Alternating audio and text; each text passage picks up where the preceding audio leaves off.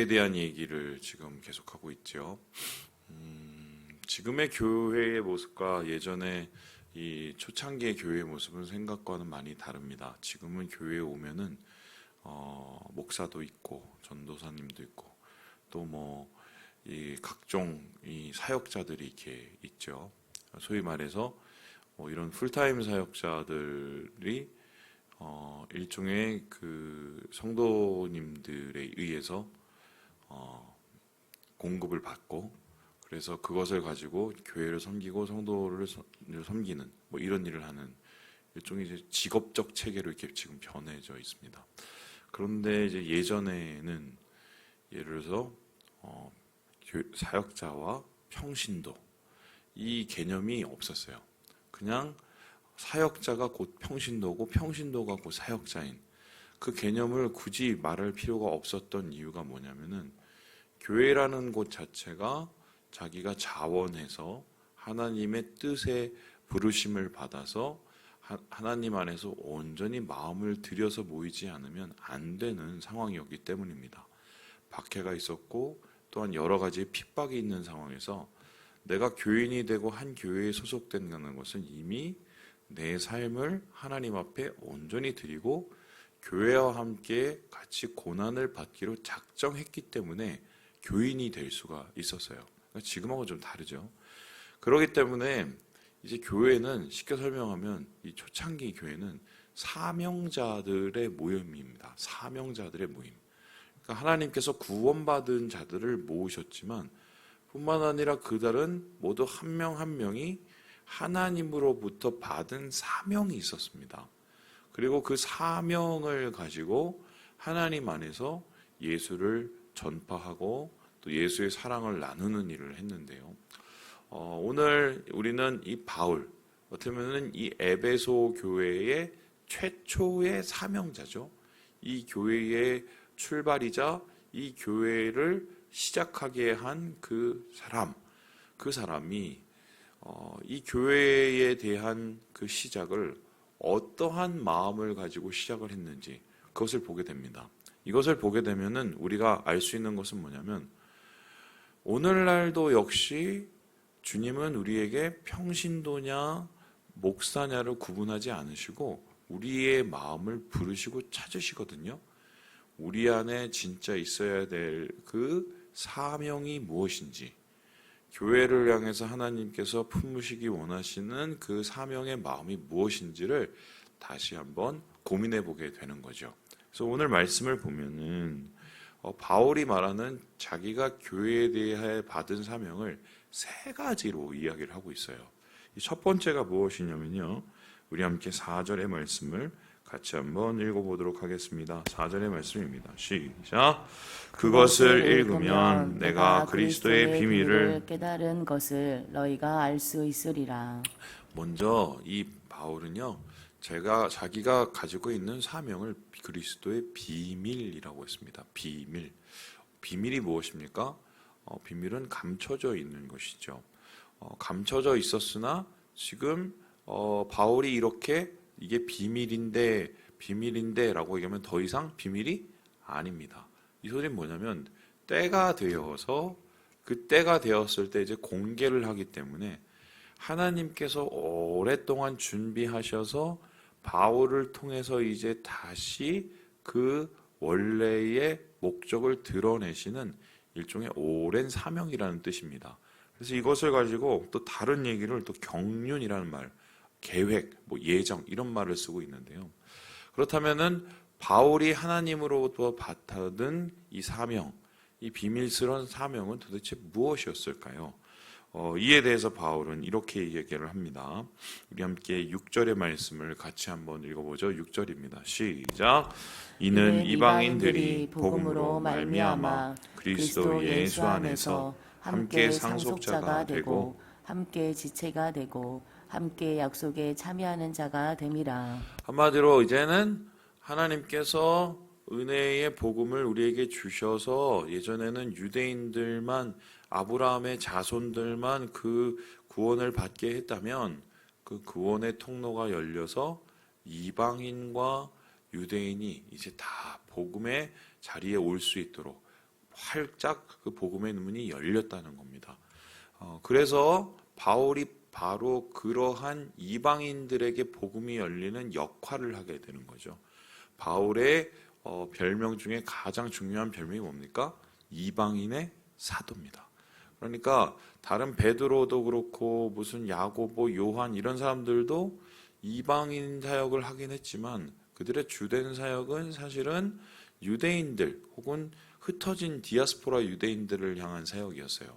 그런데 바울은 아예 대놓고 하나님께서 이방인들에게 복음을 전하고 그들이 교회가 되게 하시기 위해서 하나님께서 그를 적극적으로 사용하신 겁니다. 이것은 어떤 의미냐면 그동안 몇천 년 동안 계속해서 왔었던 유대인 중심의 복음, 유대인 중심의 하나님의 계시를 완전히 뒤집어 엎는 것이었어요. 마디로 쉽게 설명하면 이건 완전히 개혁인데요. 왜 이런 것을 하나님께서 그동안 숨기고 있었냐? 예수 그리스도에 오실 때까지 하나님께서 준비해 놓으신 것을 예수님의 죽으심과 다시 사심과 이제 다시 오심을 통해서 모든 사람이 예수를 믿어 모든 사람이 구원을 받게 하시기 위해서 이제 주님께서 이제 그 문을 활짝 여신 거죠. 그래서 바울은 자기 자신의 사명을 나는 이방인을 위해서 이방인 선교, 이방인에게 복음을 전하기 위해서 세워진 사람이다. 나는 이 하나님의 비밀스러운 사역을 직접 받아서 이방인의 사도로 나는 지금 활동하고 있고 나는 이것이 전혀 부끄럽거나 불편하지 않다라고 이야기를 하고 있습니다. 우리 중에서도 사실 이러한 가교 역할이 필요할 때가 있습니다. 이 한국 교회사를 보면 흥미로운 게 이 한국 그 조선 말기 혹은 이 한국 초기 일제 강점기 때 그때까지만 해도 한국은 이제 계급 사회였어요. 계급 사회, 그죠? 그러니까 뭐 천민, 뭐 노비, 뭐 아니면은 뭐 일반 뭐 양민, 아니면 양반, 뭐 이렇게 다 나눠져 있었단 말입니다.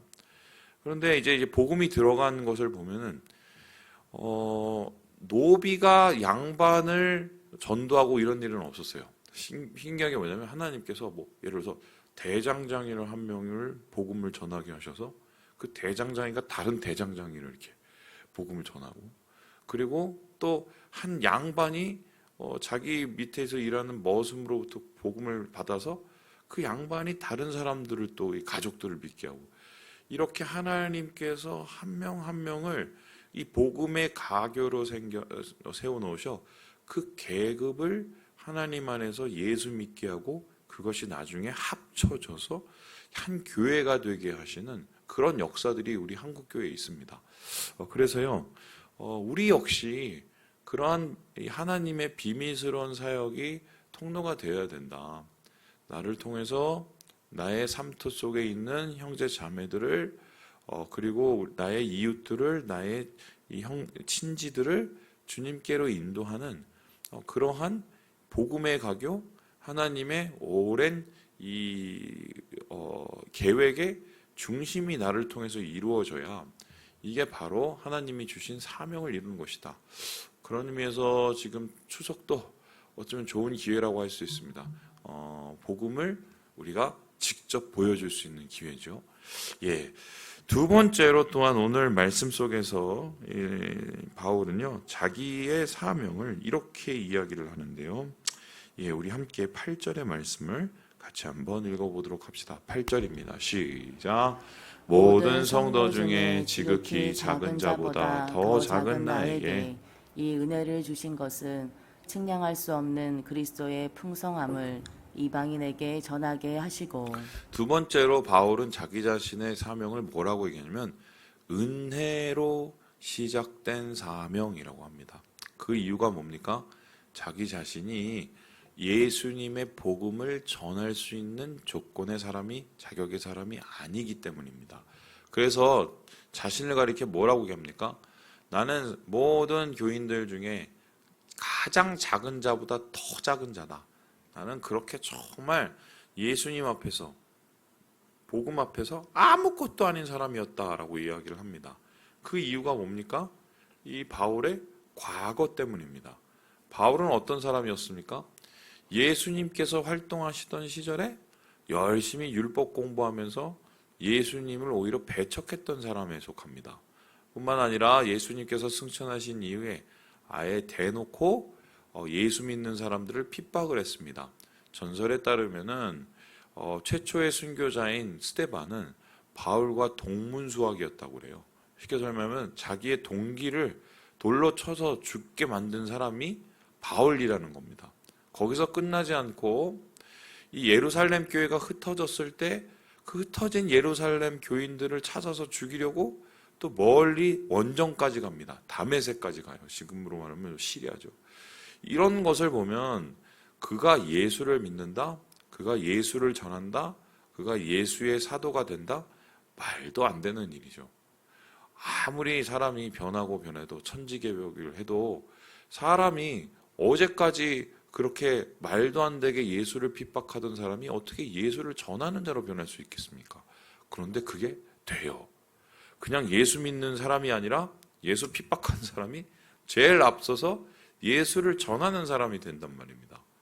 이게 왜 하나님께서 하필이면은 그래도 좀 예수님께 호의적이고 예수님을 따라다녔던 사람들을 이방인의 사도로 세우지 왜 바울과 같은 사람을 왜 하나님께서 세우셨을까요? 이에 대해서 바울이 뭐라고 하고 있냐면 은혜라고 얘기를 해요. 나 같은 사람에게 은혜로 하나님이 사명을 주셨다는 겁니다. 이런 거예요. 우리가 이제 막 어렵고 괴롭고 힘들고 막 이럴 때 나보다 더 괴롭고 어렵고 힘든 사람들을 보면은 어떻게 해요? 위로가 됩니다. 그리고 어렵고 괴롭고 힘든 사람이 그것을 이겨내는 상황을 보면 용기가 생겨요. 그죠? 바울은 그런 의미에서 다른 사람, 은혜의 밖에 있는 사람들에게 큰 용기를 주고 위로가 되는 사람이었어요. 왜 그렇습니까? 야, 저 사람은 예수 믿는 사람 죽였던 사람이야. 저 사람은 예수님을 아예 핍박했던 사람이야. 그런데 봐, 저 사람도 예수를 전하는 사람이 되잖아. 어떻게 해요? 야, 그럼 나도 할 수 있겠네. 나도 하나님 은혜를 받을 수 있겠네. 나도 예수님을 전하는 사람이 될 수 있겠네. 어떻게 해요? 사람이 용기를 얻게 되죠. 그러니까 바울을 통해서 하나님의 은혜가 나타나서 그 은혜로 말미암아 다른 사람들도 더 큰 은혜로 나아갈 수 있는 자기 자신의 사명이 곧 은혜의 사명이다라고 바울이 우리에게 이야기하고 있습니다. 여러분 그렇습니다. 우리 교회는 이제 간증이라는 것이 없지만 한때 우리나라에 이제 간증 사역이 되게 많았던 적이 있었어요. 그래서 한 교회에 있었을 때 제가 옛날에 성남교회에 찬양 사역자로 한 6개월 있었는데 매주 간증자들이 나와서 예배 시간마다 간증을 하는 거예요. 그 교회 규모가 한 1000명 정도 됐던 것 같은데요. 1000명 중에 매주 나와서 간증을 하려면은 한 주까지 해주면 1년에 52명, 그리고 2년이면 100명. 이게 쉽지가 않아요. 근데 그걸 계속 하는 거예요. 그래서 제가 그걸 보면서 이걸 언제까지 할 수 있을까? 그런데 왜 이런 걸 하냐고 제가 물어봤어요. 물어봤더니 이런 얘기를 들으면은 목사님 설교보다도 사람들이 더 동감을 하고 공감을 한다는 거예요. 자기 얘기처럼 느껴져서. 억지로 짜내는 간증은 나쁜 거지만 내 삶 속에서 내가 경험한 하나님을 내 주위 사람들에게 증거하고 나타내는 것만큼 가장 좋은 은혜의 도구는 없습니다. 나에게 함께 하신 하나님, 누가 그랬대가 아니라 내가 경험한 하나님, 나를 용서하신 하나님, 내게 복 주시는 하나님, 나를 다시 회복시키신 하나님, 이거 얘기하는 것만큼 가장 은혜로운 복음의 사역은 없어요. 바로 이 바울이 우리에게 얘기하듯이 자신의 사명은 곧 하나님의 비밀스러운 것이며 또한 하나님 안에서의 자기의 은혜다라고 이야기를 하고 있는 것입니다. 마지막으로 바울이 자기의 사명을 가리켜서 무엇이라고 얘기를 하고 있습니까? 그는 교회에 대한 자기의 사명을 이렇게 얘기하는데요. 우리 함께 13절의 말씀을 같이 한번 읽어보도록 하겠습니다. 13절입니다. 시작. 그러므로 너희에게 구하노니 너희를 위한 나의 여러 환난에 대하여 낙심하지 말라. 이는 너희의 영광이니라. 자기의 사명, 교회에 대한 사명을 곧 영광이라고 합니다. 영광. 바울이 사실 오늘 이 편지를 왜 썼냐에 대한 이야기를 하고 있지요. 여기 1절에 보면 이런 얘기합니다. 내가 그리스도의 예수의 일로 갇힌 자가 되었다라고 합니다. 그러면은 이 편지를 쓸 때 바울은 어디에 있어요? 감옥에 있었어요. 그래서 이 에베소서를 옥중서신이라고 합니다. 감옥에서 썼다라고 해서.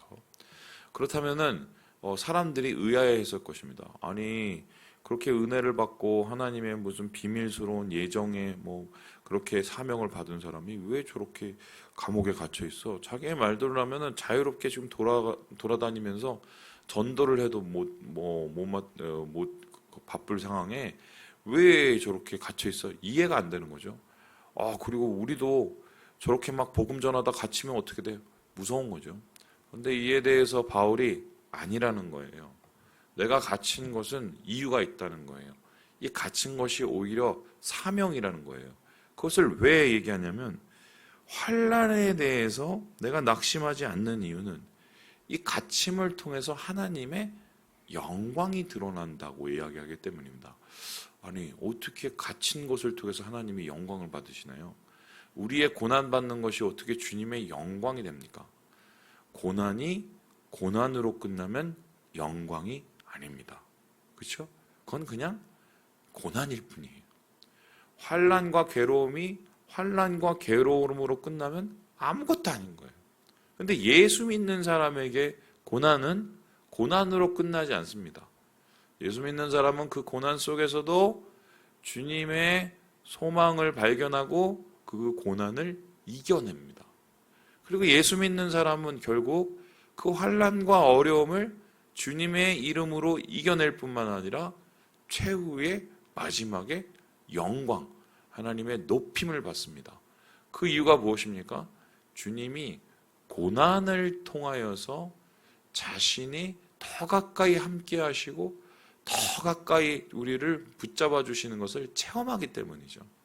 그래서 제가 지난주 설교에도 말씀드렸지만 예수 그리스도를 믿는 사람은 그리스도의 남은 고난을 채우는 사람이다.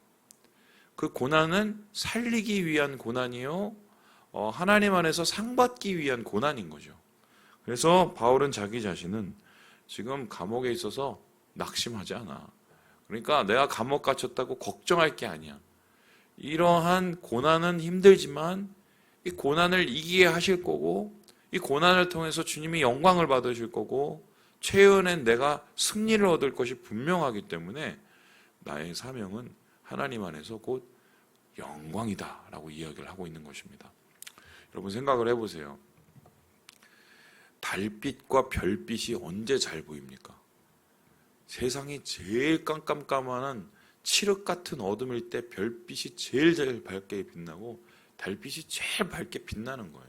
그죠?